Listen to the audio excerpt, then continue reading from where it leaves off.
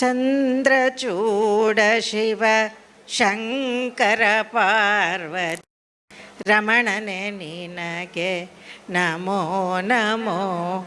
ಓಂ ಶ್ರೀ ಸೋಮನಾಥಾಯ ನಮಃ.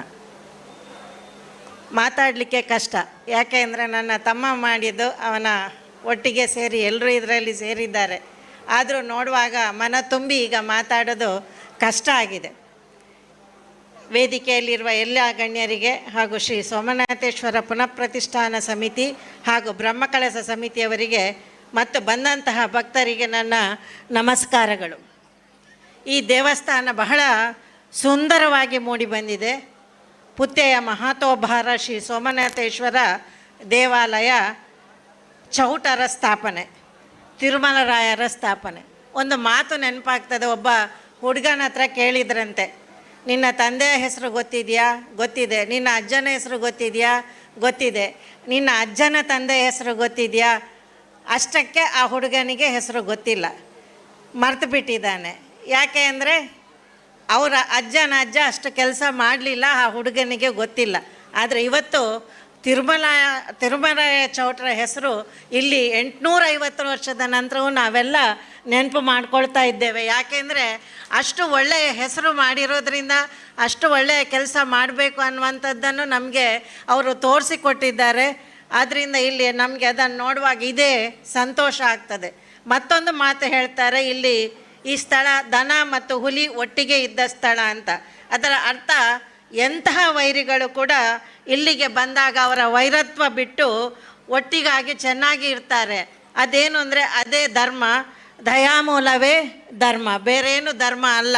ಅಂತಹ ಜಾಗವನ್ನು ಆರಿಸಿ 850 ವರ್ಷಗಳ ಹಿಂದೆಯೇ ನಮ್ಮ ಹಿರಿಯರು ಇಲ್ಲಿ ಮನಸ್ಸಿಗೆ ಸುಖ, ಶಾಂತಿ, ಆರೋಗ್ಯ ಎಲ್ಲವೂ ಸಿಗುವಂತಹ ಜಾಗವನ್ನು ನಮಗೆ ಆರಿಸಿಕೊಟ್ಟಿದ್ದಾರೆ.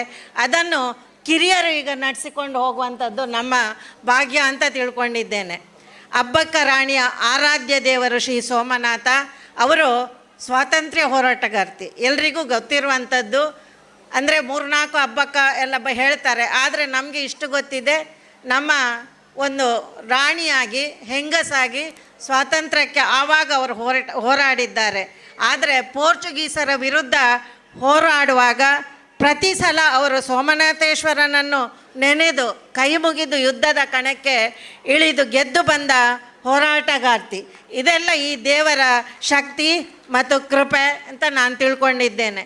ಆದ್ದರಿಂದ ಇಂತಹ ಒಂದು ದೊಡ್ಡ ದೇವಸ್ಥಾನ, ಯಾಕೆಂದರೆ ಈ ದೇವಸ್ಥಾನ ನೋಡುವಾಗ ನನಗೆ ಅನಿಸಿದ್ದು, ಇದಕ್ಕೆ ಮಾಡಬೇಕಾದ್ರೆ ಒಂದು ಪುಣ್ಯ ಬೇಕು. ಯಾವಾಗಲೂ ಒಂದು ರಾಜ ಇದ್ದಂತೆ, ಅವನು ಸ್ವಲ್ಪ ಅಹಂಕಾರ ಇತ್ತು ಅವನಿಗೆ.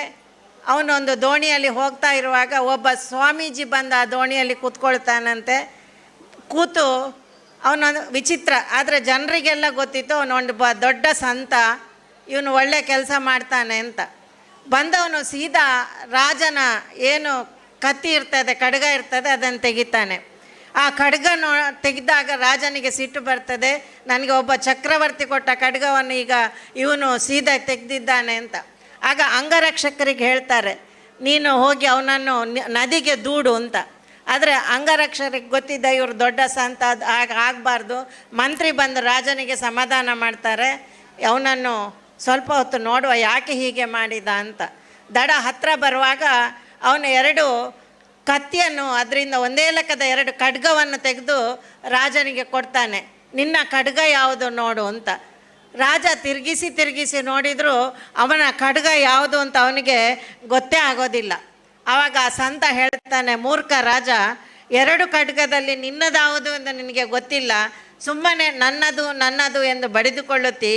ನಾಳೆ ನೀ ಸತ್ತರೆ ಖಡ್ಗ ಇಲ್ಲೇ ಉಳಿತದೆ, ರಾಜ್ಯ ಇಲ್ಲೇ ಉಳಿತದೆ. ಆದರೆ ನಿನ್ನ ಜೊತೆ ಬರುವುದು ನೀನು ಗಳಿಸಿದ ಪುಣ್ಯ ಮಾತ್ರ. ಆದ್ದರಿಂದ ನಿನ್ನ ಜೀವನದ ನಿಜವಾದ ಅರ್ಥ ಮತ್ತು ಉದ್ದೇಶ ಒಳ್ಳೆದಿರಬೇಕು ಅಂತ ಹೇಳ್ತಾನೆ. ಹಾಗೆ ನಾವು ಗಳಿಸಿದ ಹಣ, ಅಂತಸ್ತು, ವೈಭೋಗಗಳೆಲ್ಲ ಯಾವುದು ಒಟ್ಟಿಗೆ ಬರೋದಿಲ್ಲ. ನಾವು ಮಾಡಿದ ಪುಣ್ಯ ಮಾತ್ರ ನಮ್ಮೊಟ್ಟಿಗೆ ಬರ್ತದೆ.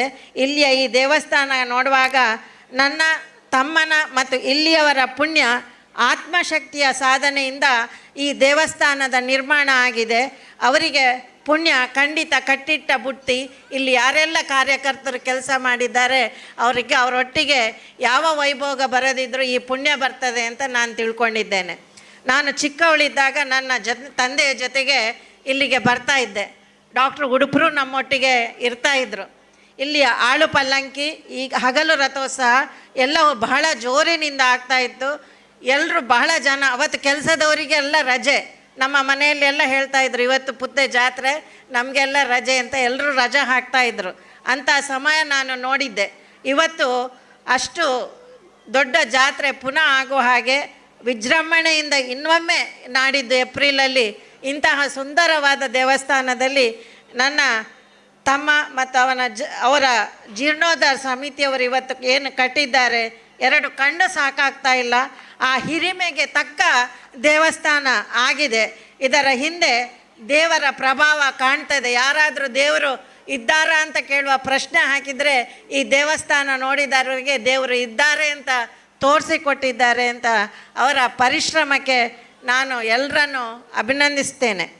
ದೇವಸ್ಥಾನ ಕಟ್ಟಿಸಿ ಲಿಂಗವನ್ನು ಪ್ರತಿಷ್ಠಾಪಿಸಿದವರಿಗೆ ಎಷ್ಟು ಅಂದರೆ ಈಗಾಗಲೇ 800 ವರ್ಷದ ಒಂದು ಇತಿಹಾಸ ಇದಕ್ಕೆ ಇದೆ. 800 ವರ್ಷದಿಂದ ಜನರಿಗೆ ಅವಕಾಶ ಸಿಕ್ಕಿದೆ ಇಲ್ಲಿ ಪೂಜೆ ಮಾಡಿ ಭಕ್ತಿ ಮಾಡಿ ಅವರ ಮನಸ್ಸಿನ ಏನು ಕಾಮನೆಗಳನ್ನೆಲ್ಲ ಸಿದ್ಧಿಸುತ್ತಾ ಆತ್ಮಕ್ಕೆ ಒಂದು ಶಾಂತಿ ಸಿಗುವಂಥದ್ದು ಏನೆಲ್ಲ ಅವರಿಗೆ ಬೇಕು ಅಂಥದ್ದನ್ನು ಈ ದೇವಸ್ಥಾನ 850 ವರ್ಷದಿಂದ ಕೊಟ್ಟುಕೊಂಡು ಬಂದದ್ದನ್ನು ಇನ್ನೂ ಸಾವಿರಾರು ವರ್ಷ ಜನರು ಉಪಯೋಗಿಸುವಂತೆ ಎಲ್ಲರೂ ಸೇರಿ ನೀವು ಮಾಡಿಕೊಟ್ಟಿದ್ದೀರಾ. ಆದ್ದರಿಂದ ನಿಮ್ಮಗಳ ಹೆಸರು ಶಾಶ್ವತವಾಗಿ ಉಳಿದಿದೆ. ಅದಕ್ಕಾಗಿ ಭಗವಂತನಲ್ಲಿ ಅವರಿಗೆ ಒಳ್ಳೆಯದಾಗಲಿ ಎಂದು ನಾವು ಬೇಡಿ ಸತ್ಕರಿಸಬೇಕು. ಜಗದಗಲ ಮುಗಿಲಗಲ ಮಿಗೆಯಗಲ ನಿಮ್ಮಗಳ ಪಾತಾಳದಿಂದವೇ ಅತ್ತತ್ತ ನಿಮ್ಮ ಶ್ರೀಚರಣ ಬ್ರಹ್ಮಾಂಡದಿಂದವೇ ಅತ್ತತ್ತ ನಿಮ್ಮ ಶ್ರೀ ಮುಕುಟ ಅಗಮ್ಯ ಅಗೋಚರ ಅಪ್ರತಿಮ ಲಿಂಗವೇ ಕೂಡಲ ಸಂಗಮ ದೇವಯ್ಯ ಅಂತ ಹೇಳ್ತಾರೆ. ಸೃಷ್ಟಿ ಸ್ಥಿತಿ ಲಯಕರ್ತನಾದ ಜಗದೊಡೆಯನ ಪ್ರಜ್ಞೆಯನ್ನು ಕೊಂಡಾಡಿದ್ದಾರೆ. ಅವರವರ ಭಕ್ತಿಗೆ ಅವರವರ ಭಾವಕ್ಕೆ ನೆನೆದವರ ಮನದಲ್ಲಿ ನೆನೆಸಿಯನು ಶಿವ ಎಂಬಂತೆ ನಿರಾಕಾರ ನಿರ್ಗುಣನಾದ ಅವನು ಅನಂತ ರೂಪವನ್ನು ಕಣ್ಮುಂದೆ ತಂದು ನಾವು ಇಲ್ಲಿ ಕೂತು ಭಕ್ತಿಯಿಂದ ಸ್ತುತಿ ಪೂಜೆಯ ಮೂಲಕ ಪುಣ್ಯ ಬಂಧವನ್ನು ಮಾಡಿಕೊಳ್ಳಲು ಅಸಂಖ್ಯಾತ ಭಕ್ತರಿಗೆ ನೀವು ಅನುವು ಮಾಡಿಕೊಟ್ಟಿದ್ದೀರಾ. ದೇವರು ಬದುಕಿನ ಭರವಸೆಯ ಬೆಂಬಲ ಬಂದದ್ದೆಲ್ಲ ಬರಲಿ ಗೋವಿಂದನ ದಯೆ ಇರಲಿ ಎಂಬ ದಾಸರ ನುಡಿಯಂತೆ ದೇವರಿಗೆ ಶರಣಾಗಬೇಕು. ಭಗವಂತನ ಸ್ತುತಿ ಸಂಕಲ್ಪದಲ್ಲಿ ಮನಸ್ಸು ಪ್ರಸನ್ನವಾದಾಗ ದುಃಖ ವಿಷಮ ವಿಕಾರಗಳನ್ನು ನಮ್ಮನ್ನು ಹೆಚ್ಚು ಬಾಧಿಸುವುದಿಲ್ಲ.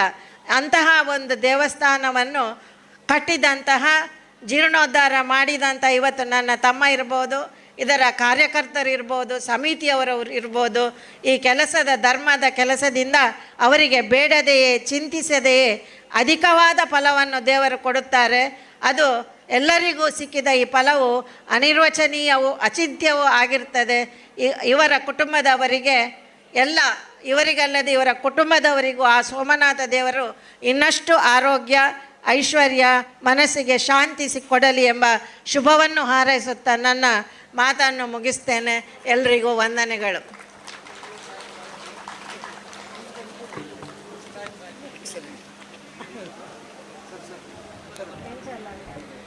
ಸ್ಥಳೀಯ ಇತಿಹಾಸ